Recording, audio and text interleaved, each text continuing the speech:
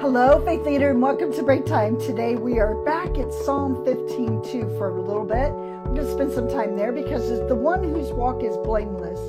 We're answering this question: who may dwell in your sacred tent? Who may live on your holy mountain?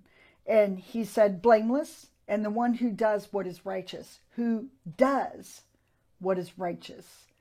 And I like to call it our sacred space. You know, every moment is a sacred space with God. So what do we do in those moments that God creates for you and I to walk in? Well, one of the ways that we walk in that is blamelessly. We can't be the people that are always being accused because we're walking in an upright way. You know, we're not allowing sin to hold us back. Another way is to walk in righteousness and choosing the path of righteousness continually in your sacred space. And so every moment of every day is a choice. Lots of choices. Are we going to do what is right? We know, don't we? Deep within the depths of our heart, what is right. Are we going to do what is wrong?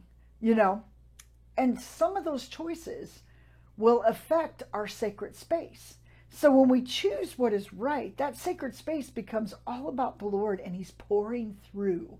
You know, there's a lot of fruit just being poured through your life because you're making choices based upon your identity with him, not based upon the choices that, you know, the sin that wants to gravitate you out of the way of life. But we're making choices based upon, oh, Christ has put his righteousness in me.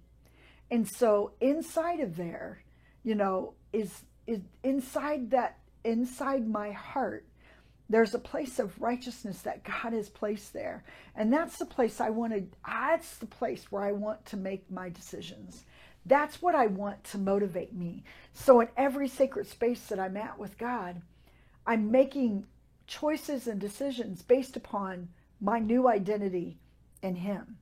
Therefore, I've been crucified with Christ, and I no longer live, but now Christ lives within me. How does Christ live in me? Through righteousness, through this thing called right living. Now, I can make a lot of wrong choices and a lot of wrong decisions, and it hampers my place with God, because it isn't like God says, forget it. Oh, don't hear me say that. God is so compassionately there, loving you, with you. But the way that we live in that space with God is in a righteous way. And that's the way God desires for you and me to live there. Because the consequences of that living is fruitful. There's lots of fruit being poured out of our life into the life of others.